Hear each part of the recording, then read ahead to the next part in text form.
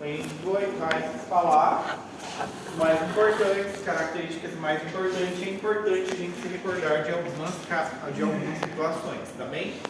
Eu peço para vocês que vocês estudem, né?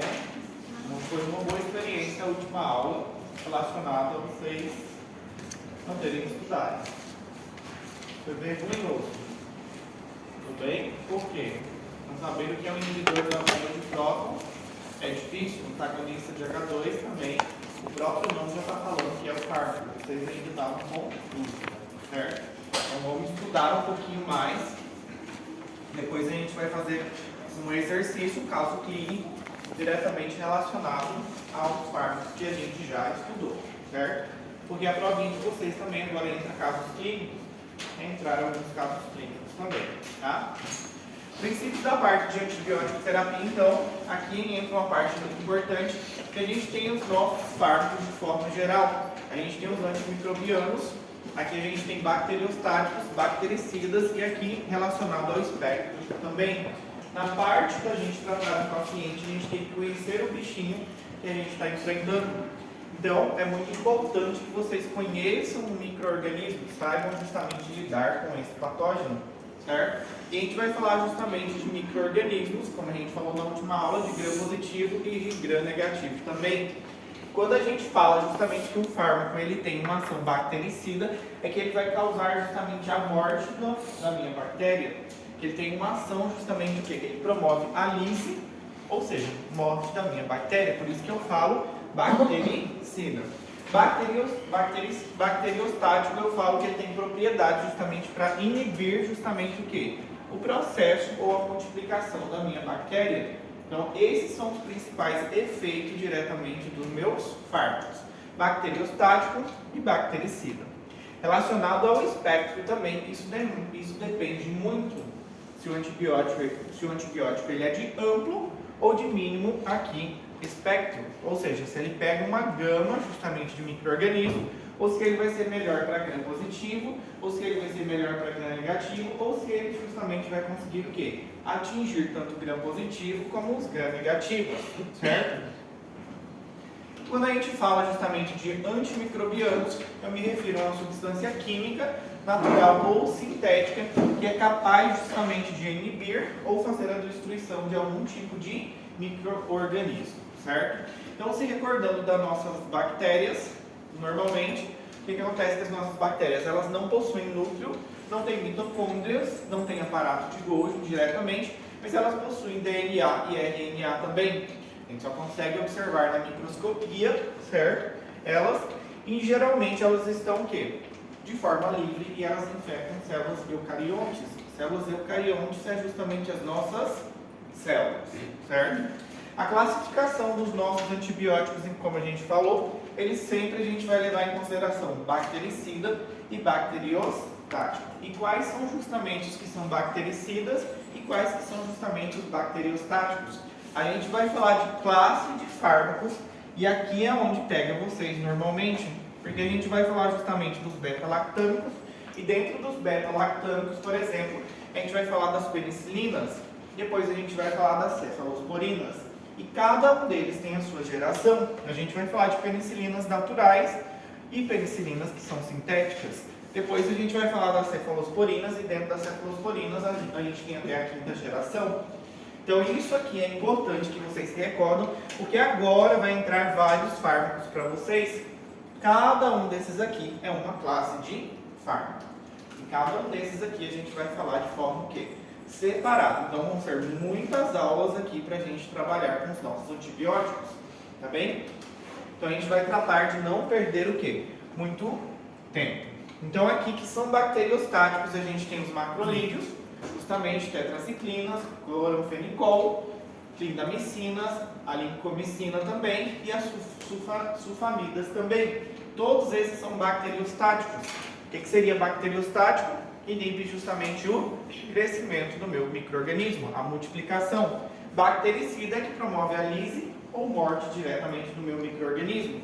E cada um desses aqui tem justamente o quê? O seu efeito. Eles vão agir em um determinado local. Por exemplo, Observem aqui que a ação dos nossos antibióticos vai ser diretamente na parede, síntese proteica, síntese de DNA e no metabolismo. Eles vão agir diretamente na parede, síntese proteica, síntese de DNA e metabolismo. O primeiro que a gente vai falar justamente é as penicilinas, e ela vai agir diretamente aonde? Na parede. A gente vai começar falando justamente das penicilinas, certo? Então, o que ela vem causando aqui? Segundo o mecanismo de ação de cada um deles, por exemplo, aqui eu tenho os que inibem a síntese da parede celular. Aqui eu tenho os beta-lactâmicos. Então, aqui, por exemplo, eu tenho as penicilinas. Quais são as penicilinas que a gente vai falar? Penicilinas naturais, as anti-estafilococácicas também, aminopenicilinas e anti-pseudomonas, certo? A gente vai falar de todas elas de forma separada, mas eles estão dentro da classe dos beta-lactâmicos, certo? E eles agem onde? Inibindo a síntese da parede justamente celular, da minha bactériazinha. Eles vão fazer justamente, vão participar de um anel justamente beta-lactâmico que tem justamente quando ocorre o processo e a formação da parede celular da minha bactéria. Sim. Depois eu tenho aqui alguns que alteram justamente a membrana celular. Quem que altera normalmente a membrana celular? Polimixina, por exemplo, é um fármaco também que vem alterando. Depois eu tenho outros que inibem diretamente a síntese de proteína, justamente. E aqui essa inibição, alguns desses que inibem em algumas subunidades. Por exemplo, que inibe justamente na subunidade 30S são os aminoglucosídeos. Que inibe na subunidade 30S e 50S são as tetraciclinas, principalmente os macrolídeos também. Então todos esses são fármacos que a gente vai ver de forma separada. Outros que vão inibir justamente o que? O RNA, que por exemplo as rifamicinas. Outros que vão agir diretamente o quê? Produzindo radicais livres que vão causar um dano diretamente no meu DNA, por exemplo, o metronidazol, que é muito utilizado também. Metronidazol também é considerado um antibiótico, mas é utilizado também como um antiparasitário, principalmente para que tipo de parásito? Para os protozoários, de Giardia principalmente, e que mais? Quais são os protozoários, Maria? Você está preparada hoje, mulher. Os protozoários de Giardia, e a gente também tem o outro aqui. Qual seria o outro protozoário, que é muito conhecido? Entamoeba, justamente histolítica, são protozoários, que são justamente, a gente pode tratar com metronidazol. Depois, inibem justamente o DNA girasa, certo? Que é justamente o grupinho das quinolonas. E aqui dentro das quinolonas a gente tem uma classe enorme. Vocês já escutaram falar, carboxacino, levofloxacino, ciprofloxacino, são todos esses aqui. Alguns que inibem diretamente a síntese de ácido fólico, que é justamente sulfonamidas e justamente o que? Trimetoprim, certo? Então a gente vai falar de boa parte dos nossos antibióticos aqui. E ao final, né, vocês vão ter que sair sabendo justamente para que serve cada um dos nossos antibióticos, certo? Aqui dentro a gente vai começar primeiro falando justamente dos que inibem a síntese de parede celular, que é justamente os beta-lactâmicos. Dentro dos beta-lactâmicos, primeiro a gente começa com as penicilinas, depois cefalosporinas, carbapenêmicos e depois justamente o azatreomen, justamente. E a gente vai falar depois dos glucopéptidos, que a gente tem aqui um potente, que é a vancomicina, que é muito importante para a gente. E depois, os lipoglucopéptidos, que a gente vai falar também, não são tão utilizados. E depois a bacitracina também. Mas principalmente aqui, a vancomicina é muito importante para a gente. A vancomicina, ela responde muito bem aos nossos gram-positivos. Certo? Então, relacionado à parede, a gente vai falar justamente dos beta-lactâmicos e dos glucopéptidos. Depois a gente vem falando dos de síntese proteica, que a gente tem justamente quem? Os macrolídeos, aminoglucosídeos também aqui, e os oxazolidinonas também, certo? Que vão agir também na síntese proteica. Depois, na síntese de DNA, a gente vem falando das rifamicinas e justamente das quinolonas, E no metabolismo a gente fala justamente do imidazol, metronidazol e sulfonamidas, certo? E qual que seria, o que é importante a gente fazer uma seleção do antimicrobiano? É muito importante, por quê? Identificar a etiologia, lugar da infecção, tempo da infecção, se o meu paciente está embaraçado ou se está em lactância, a gente tem que saber indicar se é ideal ou não, a função renal do meu paciente hepática, se ele está com imunossupressão, se ele tem algum tipo de hipersensibilidade ao fármaco, principalmente aqui a gente tem um que é campeão em causar hipersensibilidade, que é justamente as penicilinas, certo? A disponibilidade também, nível também socioeconômico e a via de administração também. A gente tem que levar tudo isso em consideração, certo?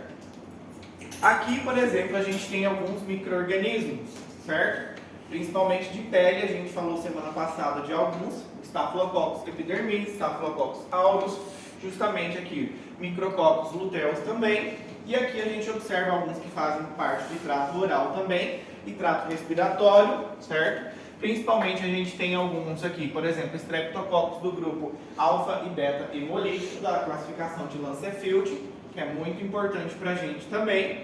Algumas D-séries que estão aqui também, e de trato urogenital também a gente tem uns que são muito importantes, certo?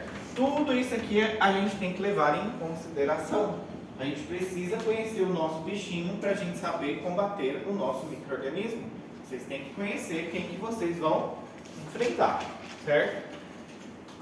Existe uma classificação que é muito importante, que a gente fala mínima concentração bacteriostática e mínima concentração bactericida. E isso refere justamente ao quê? A concentração mínima bactericida é quando a gente pega um fármaco, como se fosse feito um estudo desse fármaco, e a gente vai observar qual que seria a melhor diluição, em que proporção justamente esse fármaco responderia.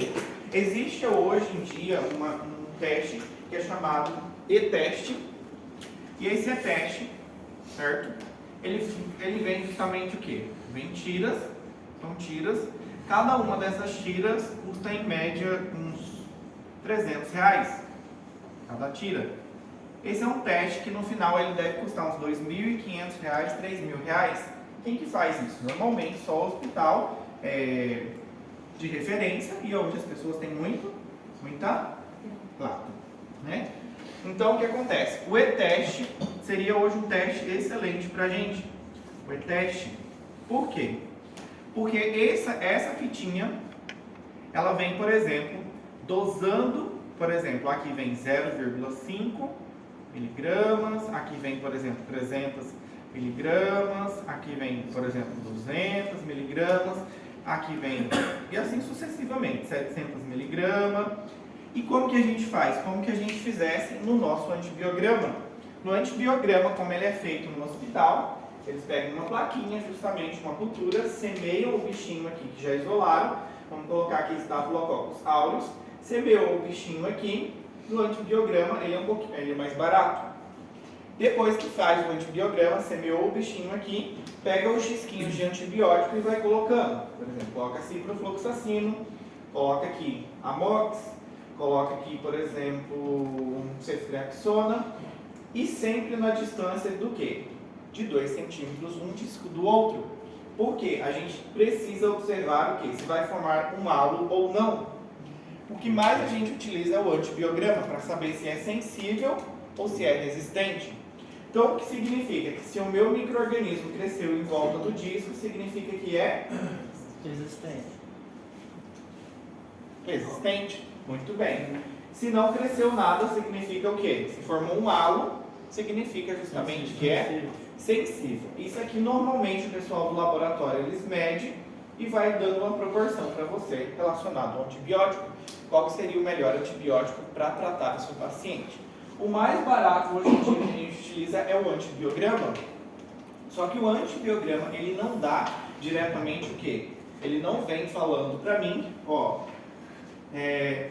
você pode utilizar 300 miligramas de ciprofloxacino, que foi excelente. Não, simplesmente é colocado esses discos aqui e pode haver erro também.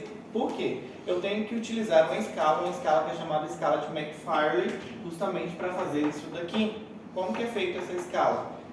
é como se fosse esse processo, mas diferente. Eu pego justamente um líquido, que eu não me recordo o nome do líquido agora, pego um pouquinho da colônia de estáfilo e vou diluir.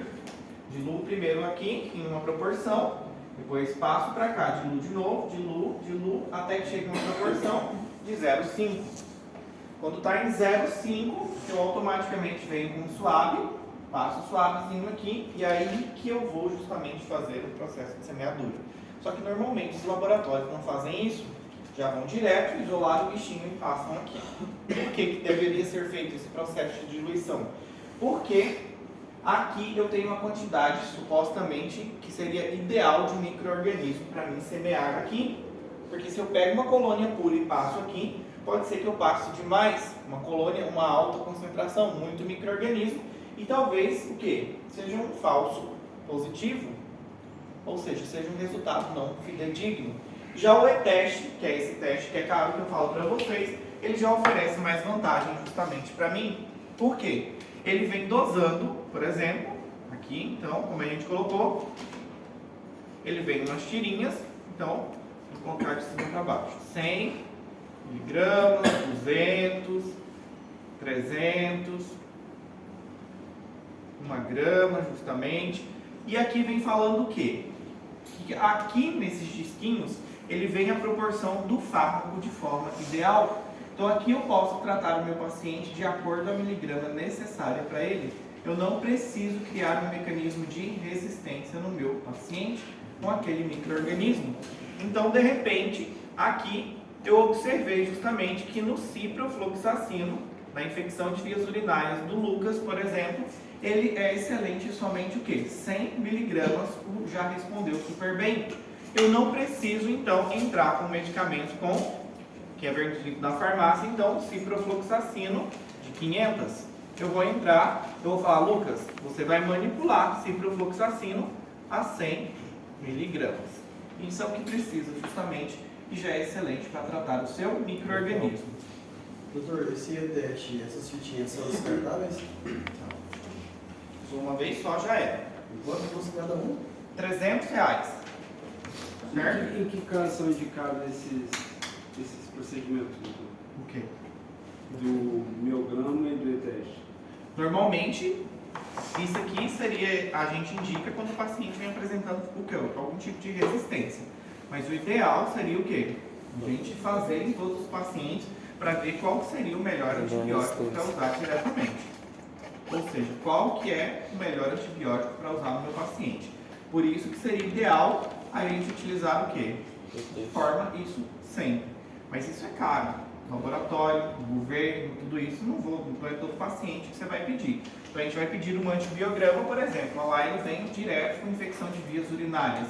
Ela faz utilização ou fazia de ciprofloxacino, está fazendo de nitrofurantoína, não está funcionando mais, automaticamente, opa, vamos ter que fazer aqui e verificar qual que seria o leque. Vamos tentar descobrir qual que é a bactéria primeiro, isola o micro-organismo, descobrimos, por exemplo, que é um E. coli. Então, a partir daí, não funciona mais cipro, já é resistente, não funciona mais nitrofurantoína, já é resistente, vamos ter que talvez tratar com a cefalotina. Então, aí fazemos o antibiograma e a gente vê qual que é o que melhor apresenta o quê? Sensibilidade. Aí eu descobri, vou tratar a minha paciente a partir dessa sensibilidade. Certo? Tranquilos? Tranquilos? Tranquilo. Só que esse teste aqui ele já é muito caro. Seria top, né? Certo? Seguimos.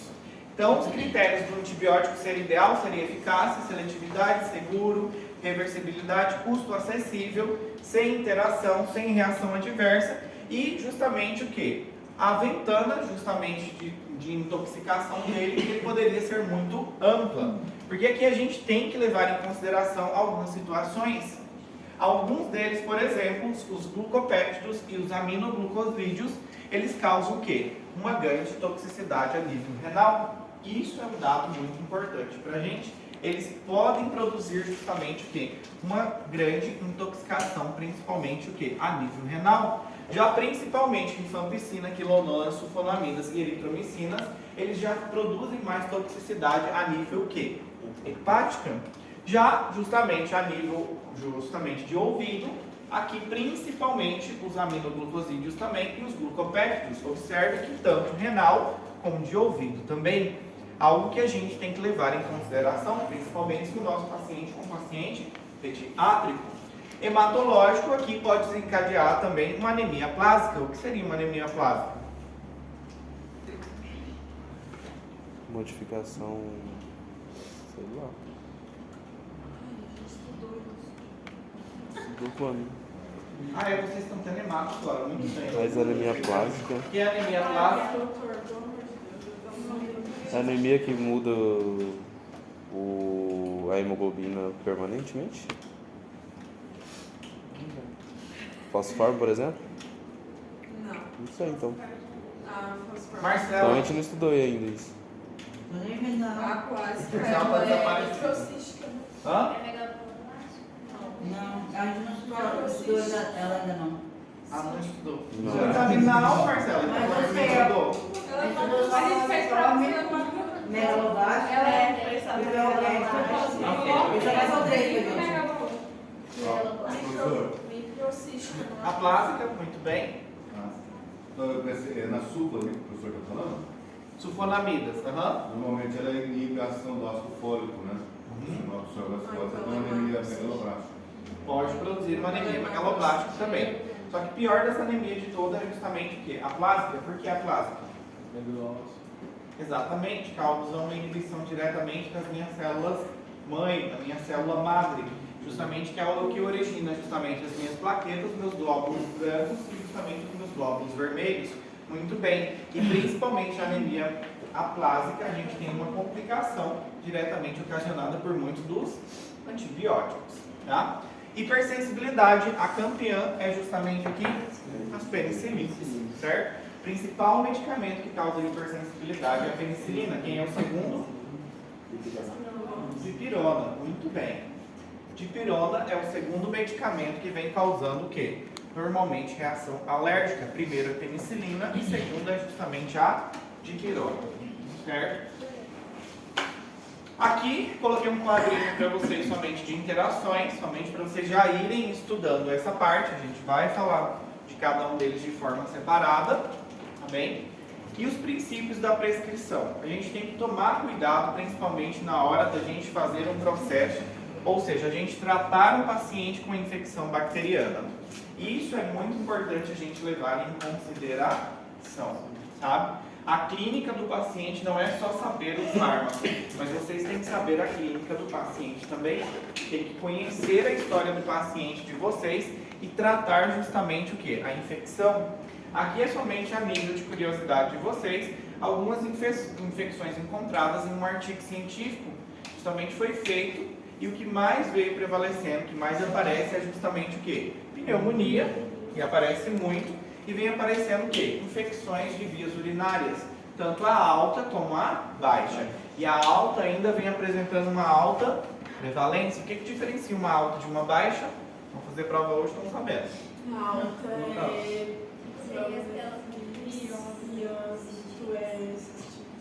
Oi? A alta é o quê? E a baixa? E o que diferencia uma da outra? Afetação renal. Afetação renal.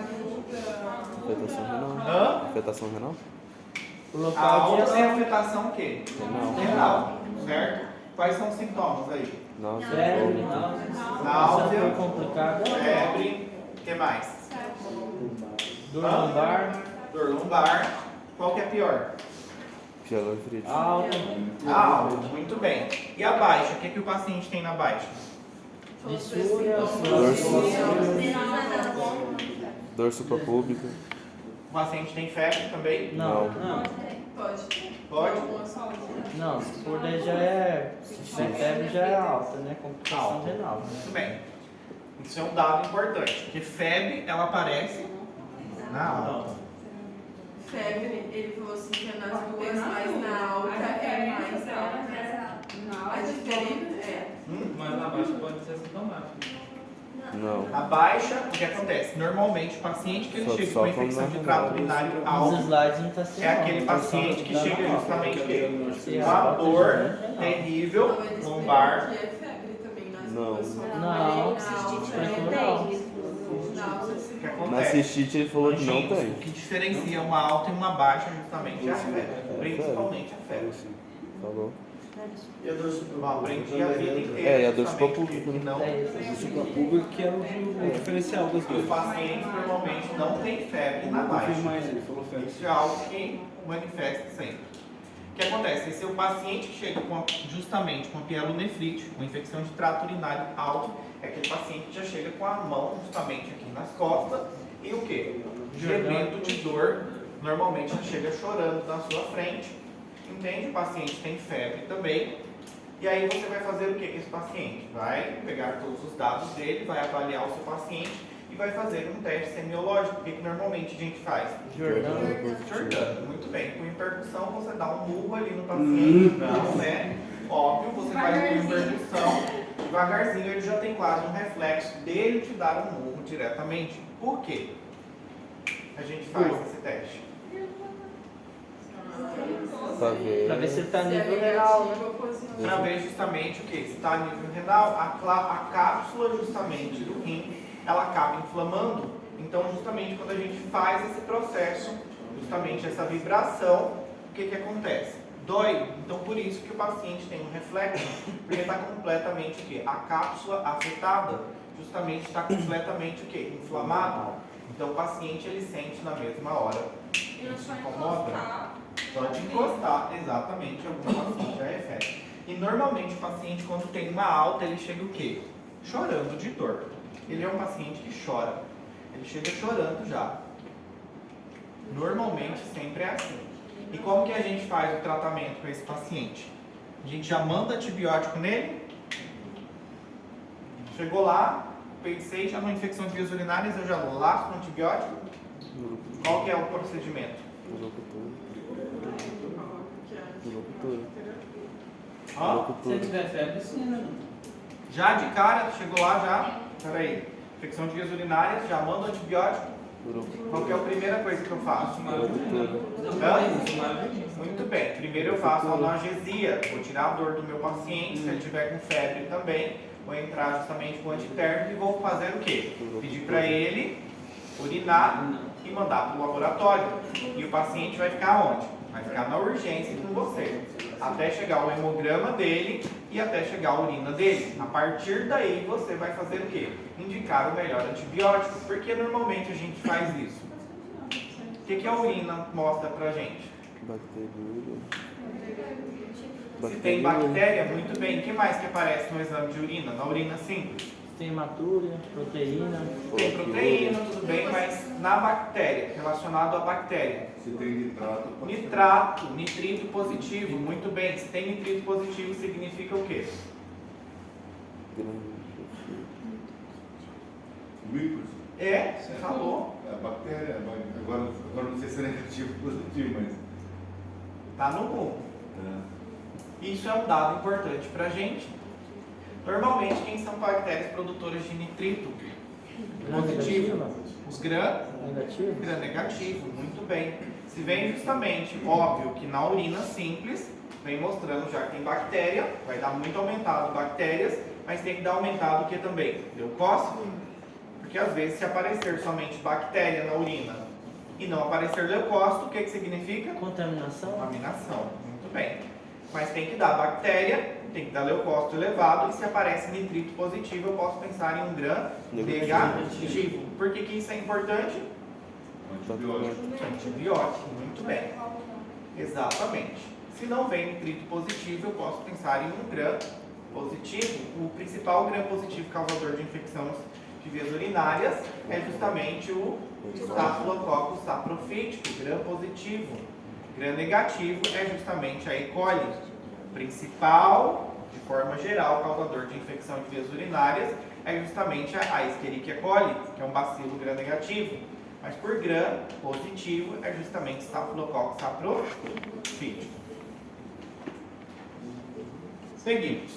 Outras que podem acontecer com muita frequência erisipela e celulite, pé diabético, justamente infecção intraabdominal, infecção de vias biliares também, e aqui sem infecções, algumas situações, certo? Mas pneumonia depende muito o quê? Da época. Por que da época? Temperatura. Por causa da temperatura. Muito bem, no inverno aparece mais o quê? Situações justamente de pneumonia. As pessoas aparecem. E qual que é o principal agente aqui? Streptococcus pneumoniae. Muito bem, que é um gram positivo. Muito bem. Por quê? Consegue ficar na parte do quê? Sobrevive muito bem na nossa microbiota e faz parte de trato o quê? Respiratório superior. Causa sinusite, principalmente, bacteremia e principalmente pneumonia. Certo? E agora no inverno não, né? Saiu um inverno do lado aí, graças a Deus, né? Bom, tá fazendo friozinho. E justamente o que? As pessoas elas sofrem mais nessa época. Outro dado que é importante também, que a gente começar a pensar quando o paciente tem uma afetação, apresenta, não sei se vocês já contaram para vocês, mas por exemplo, agora, o que diferencia um resfriado, ou seja, uma faringoamigdalite bacteriana, muitas vezes de uma viral, que significa um viral e um bacteriano. Você fala laboratorialmente? Não, na clínica. Na clínica? O que a gente observa? O paciente, quando ele está justamente, aparece com uma placa esbranquiçada justamente na amígdala, a gente pensa em uma bacteriana. Perfeito. Mas às vezes o paciente ele não vem o quê? Não manifestou ainda essa placa e é bacteriano. Os pacientes, quando eles têm afetação viral, eles sempre vêm acompanhados de sintomas respiratórios também. Sempre vem acompanhado de sintoma respiratório também. Bacteriano não começa assim. Bacteriano já vem afetação o quê? De forma local. Agora, quando é viral, é aquele paciente justamente que já chega com coriza, já está tossindo, justamente já vem apresentando tosse, ou seja, ele tem afetação, ou seja, um mal-estar de forma geral, mas ele tem afetação respiratória. A bactéria não começa assim, certo? Quando é afetação de vias respiratórias, quando é afetação justamente de trato respiratório superior, bacteriano é localizado, mas quando é viral é localizado e apresenta sintomas respiratórios também. Isso é importante? Muito, porque tratamento antibiótico ou sintomatológico. Ou sintomatológico e antibiótico para o meu paciente. Tá? Para não sair passando o quê? Medicamento de forma errada, para não sobrecarregar o nosso paciente. Qualidade do diagnóstico, muitas vezes que foi feito dos nossos pacientes nesse artigo, mostrou que boa parte foi satisfatória, porém, boa parte dos pacientes se sentiram o quê? Não se sentiram bem, não foi conveniente, e os outros foi aceitável. Aqui, justamente, relacionado à prescrição, isso aqui foi justamente um teste que foi feito, prescrição por crianças por ano, justamente de antibióticos, e médicos relacionados a consultórios de pediatria. E aqui prescrição de antimicrobianos por 25 pediatras de consultório. E observe prescrição por 30 crianças por ano. E qual que é a principal causa aqui de prescrição? Principalmente sinusite e bronquite. Sinusite e bronquite. Certo? Observe. Infectado ou uma evolução de forma natural aqui. Uma lesão. Está infectado? Não sofreu muito não. Marcelo?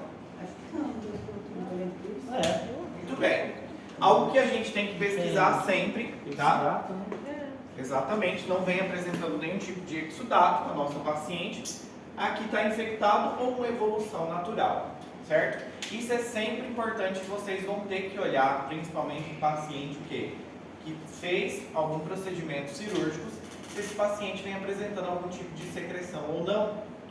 Muitas bactérias elas são biogênicas, ou seja, elas liberam diretamente o quê? Elas auxiliam no processo de formação de exudato, de pus.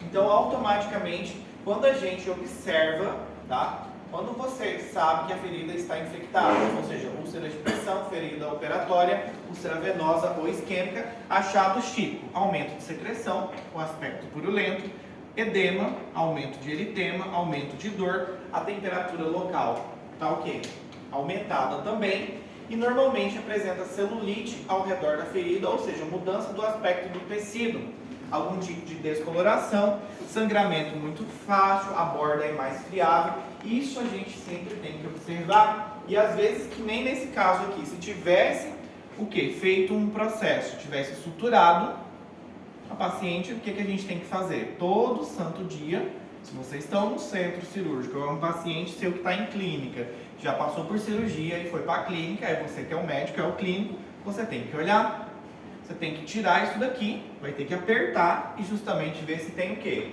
Algum tipo de secreção, perguntar para a paciente, você vai ter que tocar e justamente ver se já está o quê? Quente. E quem que principalmente causa infecção em sítio cirúrgico? Gram negativo? Gram positivo.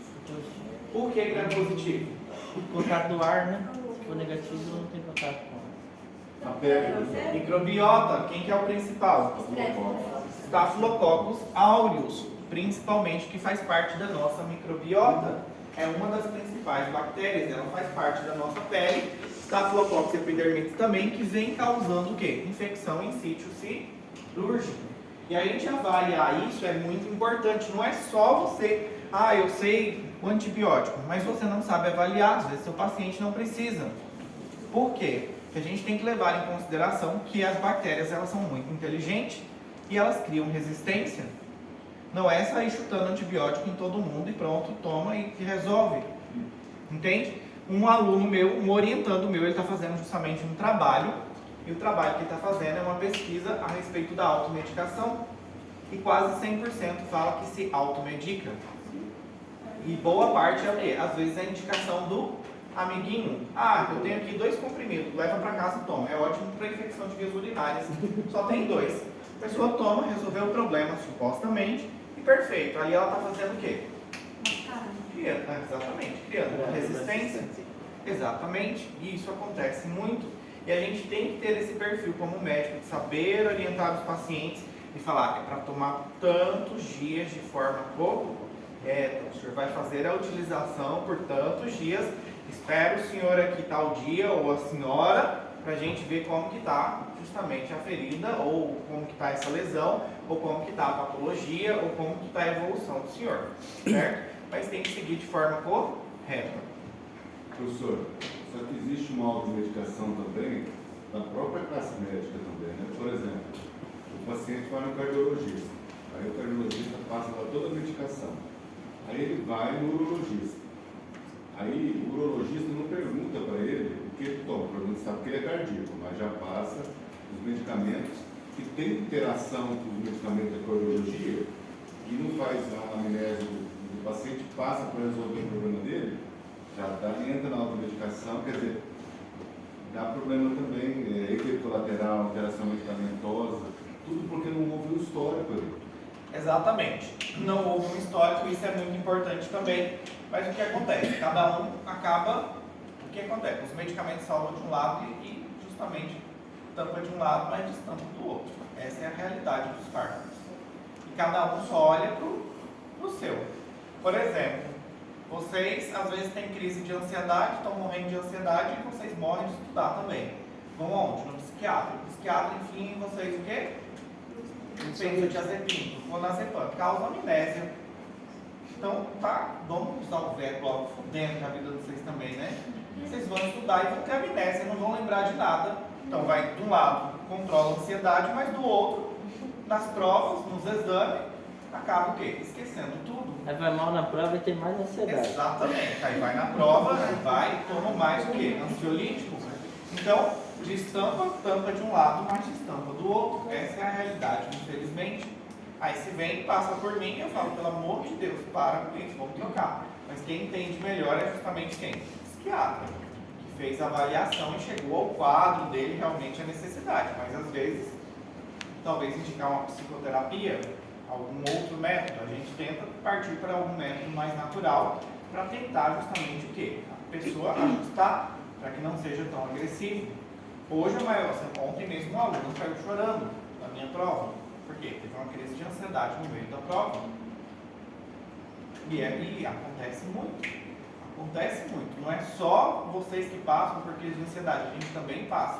Só que hoje em dia, o que acontece? Os fármacos, eles ajudam de um lado, mas destampa do outro.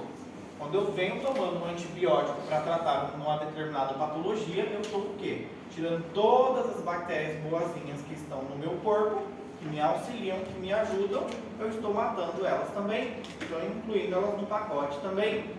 Depois o que acontece?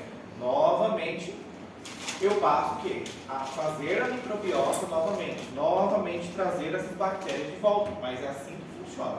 Ajuda de um lado, prejudica do outro. Certo? Então, a gente tem que diagnosticar bem. Febre não é um sinônimo, muitas vezes, de infecção bacteriana para a gente.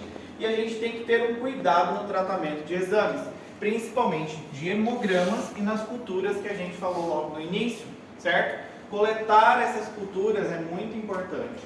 Para a gente que vai trabalhar ou trabalha com antibiótico, ou a gente tem um paciente justamente que é muito difícil de tratar, o antibiograma é algo que nos ajuda muito. É algo que nos ajuda muito.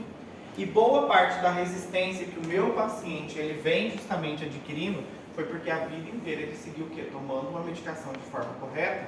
A minha mãe mesmo ela já foi internada, né? Uns dias no hospital devido a uma infecção de vias urinárias. Aí fez o antibiograma dela, resistente.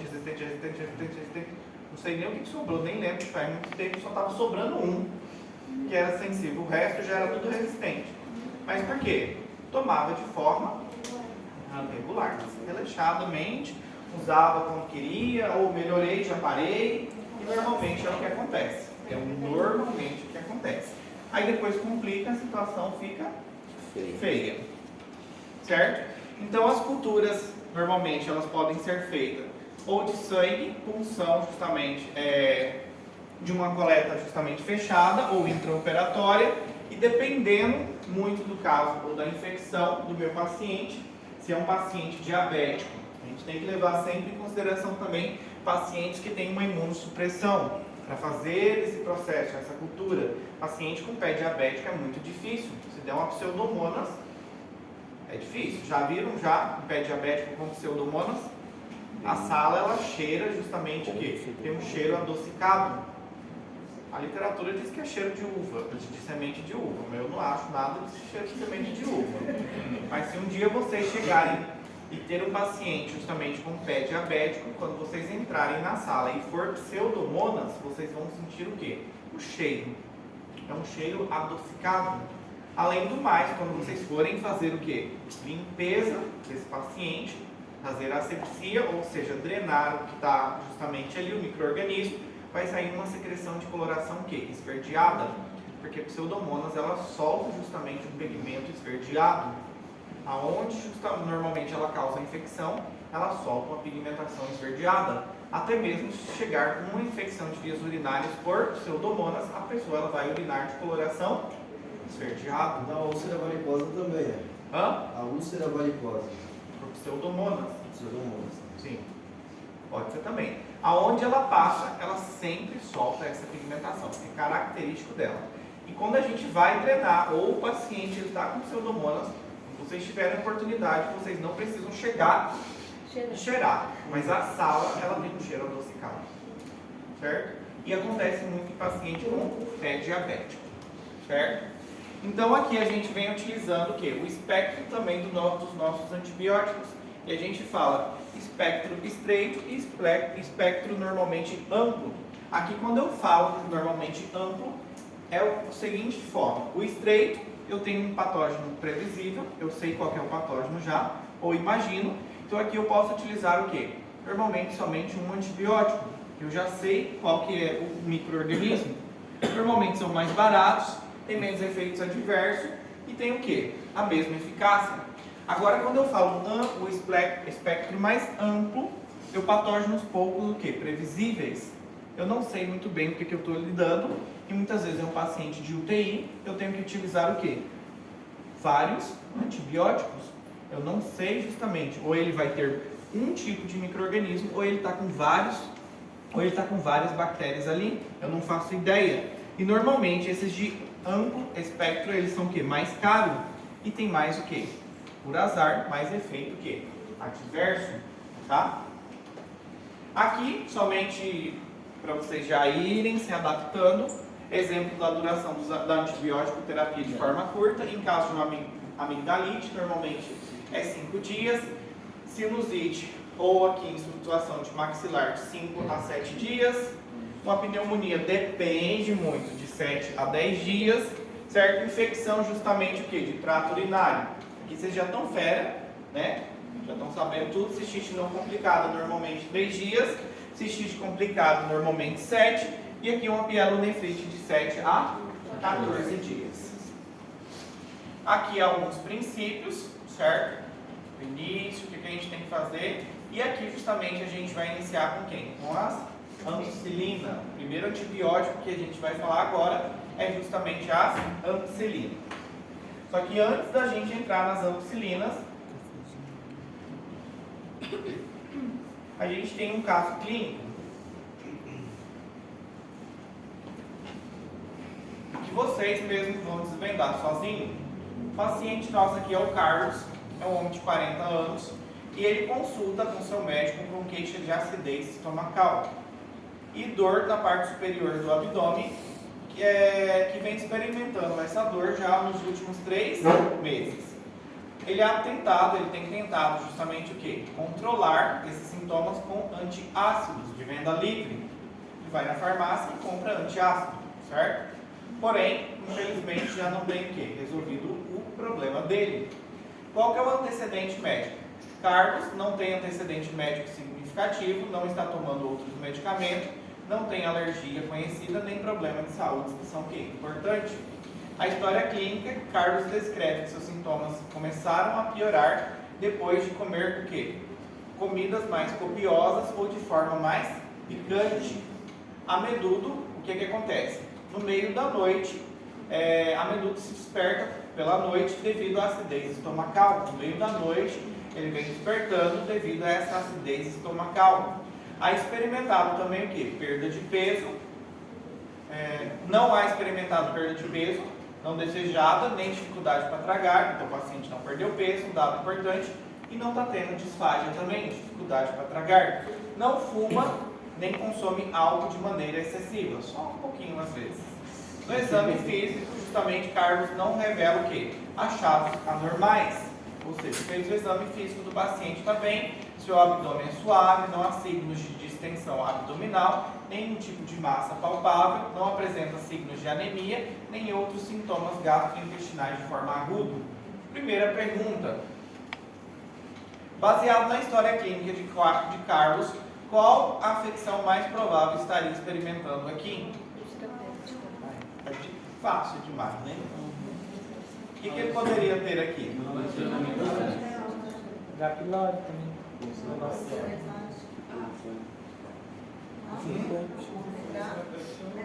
Letra A, seguros? E a 2? Qual o principal objetivo dos inibidores da bomba de prótons no tratamento dessa infecção, dessa afecção?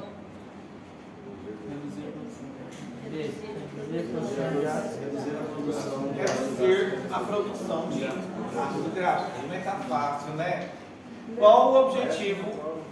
Qual o exemplo comum de um inibidor da bomba de prótons? Olha como eles estão, gente. Qual é um dos efeitos secundários comuns? Agora eu quero ver. Os inibidores da bomba de prótons. Visão borrosa. Náusea. Muito bem. Náusea. Muito bem. Qual a duração típica no tratamento dos inibidores da bomba de prótons para a úlcera péptica? 4 a 8 semanas. 4 a 8 semanas. Muito bem. Olha eles. Agora outras perguntinhas. Qual o objetivo comum? Cite qual exemplo comum de um antagonista de receptor de H2? Ranitidina. Ranitidina. Muito bem. Qual é o mecanismo de ação principal dos antagonistas de receptor de H2 na redução da produção de ácido gástrico? Aumenta a produção de muco do estômago.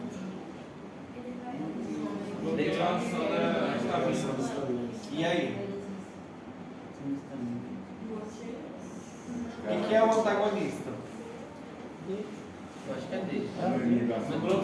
Não. É a D. Eu acho que bloqueou essa noite. Não. O antagonista ele. Fala, Deus, senhora. Marcela, voltou. D. Maria sabe. Qual que é Maria? É B ou A, doutor? D. B ou A? D ou A. Então aqui vai levar um ataque. Quem que é que antepassa?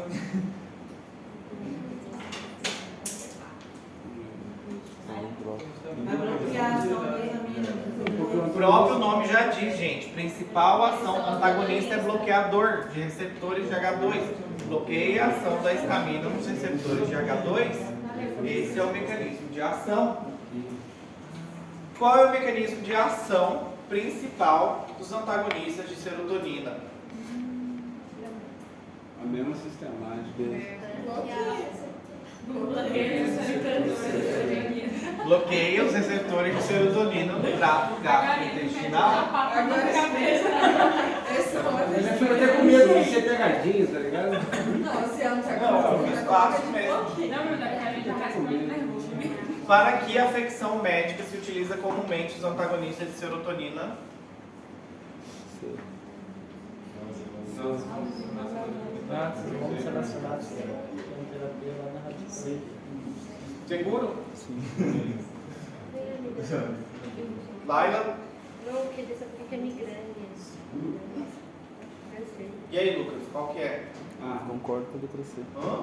Concordo com a letra C, eu acho. Letra C. Quem que é aqui? Qual que seria o fármaco? Qual que é o antagonista de serotonina? Marcela? Maria sabe. Terminou o fármaco.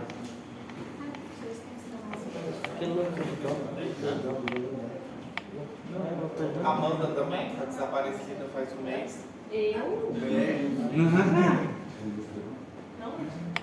O quê?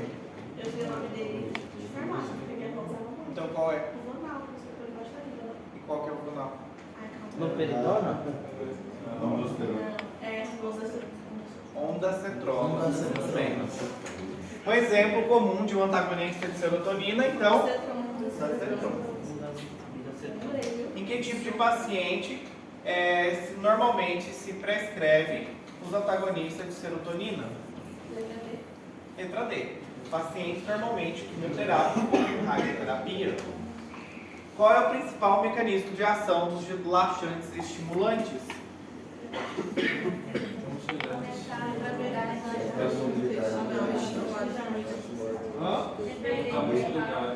Aumentar a motilidade intestinal e estimular os movimentos peristálticos. Muito bem. Em que situação se deve utilizar os laxantes estimulantes com precaução ou baixa supervisão médica?